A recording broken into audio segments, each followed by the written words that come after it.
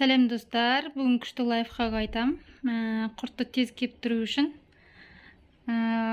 газетке осылай жасаған кезде осылай қойып қойыңыздар. Мына қаншама су шығады, құрттарыңыз тез кебеді. Жай ыдыстарға сап қойсаңыздар, су осылай шығып, кеппей ұзақ уақыт бойы кеппей тұру мүмкін.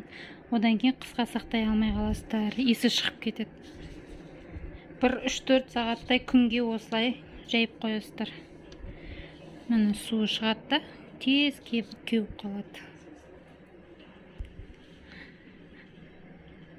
3-4 сағатта уже суы кәдімгідей кеуіп жоқ болып кетеді.